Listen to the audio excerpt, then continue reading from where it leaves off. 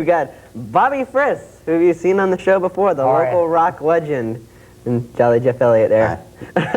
We wanted to have Bobby on again just to sort of see what was going on, an update, that kind of thing. So what's been happening since the last time? Nothing, not a damn Nothing. thing. It's going to be a real short interview. But it's not that everything's boring, it's the same old stuff. Sorry, nice having me. Oh, wow. Now we'll go back to our next segment. No.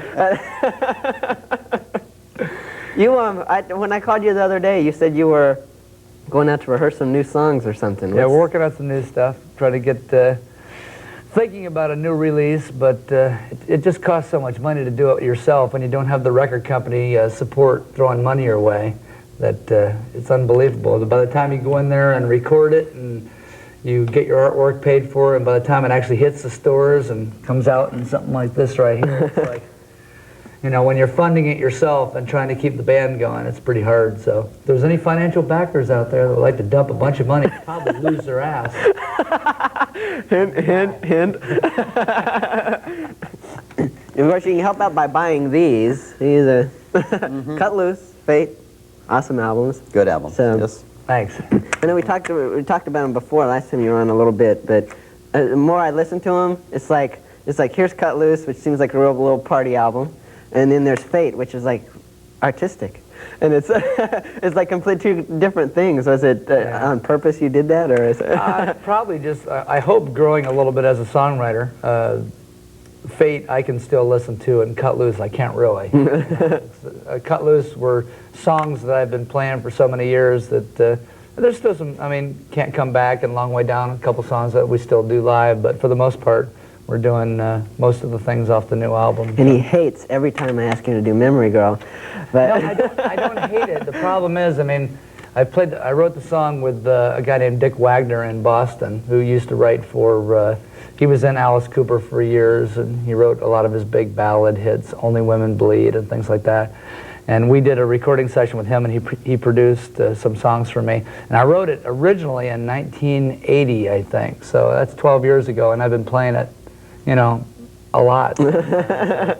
It's hard. It's like I said one time before, you have to respect somebody like Sammy Davis when they were constant. I mean, every time he played, he had to sing Candyman. You know? It's like after a while, it's got to be like, no more Candyman. But you know, Billy Joel, Piano Man. Right. I think actually he even stopped playing it for a while because you get burned out on a song that you play over and over, and especially if it's a song that you like. That's what's bad. That's what I hate about radio too. You know, you hear a great song like the Nirvana song. First few times I heard it, it's killer. And now it's like, no more. They always wipe everything out, you know. Now you've gone through since the last time you were on a couple of guitar players, and you got Henry now. So Henry how's Henry doing? He's doing great. He's a guy from Jacksonville, Florida, and good, pretty much mainstream in our kind of way of playing. Not really a heavy metal, flashy guy. He knows that stuff, but he really lays it down. So, and a good guy too. That's most important. He plays good. He's got good stage personality too. Yeah, so he has fun. He has fun. Yeah, you just watch him and he's goofing around. That's right. You gotta have fun. Fits right in there. So, these guys, if you haven't seen them yet, you gotta see them because they're like. The heck kicking. hasn't seen us. If you haven't seen us, where you been? They're kicking hard. and we have to say hi to Leroy and to Dean too, because keep up the good work. That's right. Leroy just he won the Jammy Award in Orlando for Best Drummer. It's like the third year in a row he's won. So before long, I'm sure I'll have to be looking for a drummer because he'll be moving on to bigger and better things. Jim OREAR for drummer? Yeah. Actually, all drummers. I'm presently auditioning drummers at this point in time. So just send them in, and then Leroy will probably turn into like our new front man, and I'll go into management and make lots of money. That's the way to do it. Have you guys been getting any of the national guys coming down to take a look at you yet, or?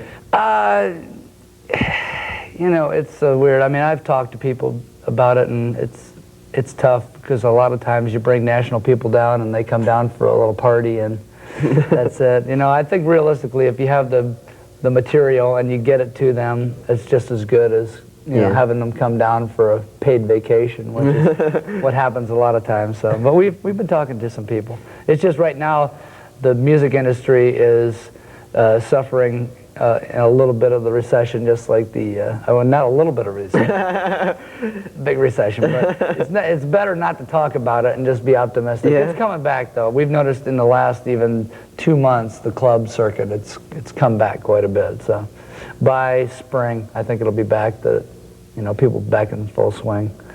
We're doing the old spring break stuff again. Yeah. Getting geared up for it.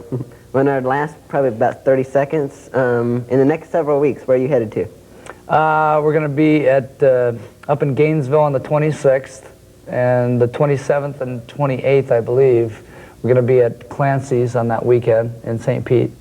Then we're doing February, right? And then the first week of March, we're doing Bike Week in Daytona Beach, which is kind of our decadence dance every year. It's, get out there and cause trouble. Yeah. So it's good fun. I mean, we get a chance to play around the country and still come back here and play enough at home. Are there a few Harley Davidsons over there? 1 or 2, 175,000. Wow. Yeah. So it's fun. Well, we're getting the wrap-up sign here, so I want to thank you for coming on again. Thanks for having me. Keep jamming away. All right, I should have brought some comic books or something. Yeah, you feel out of place without comics. I do, and I like these. I like all the special stars you have up here. Heather Locklear, one of my favorites, and I like Christine Applegate. Yeah, I like her. She's nice. That's favorite. That's favorite of all of ours. Very nice. So we're gonna get out of here. We'll see you.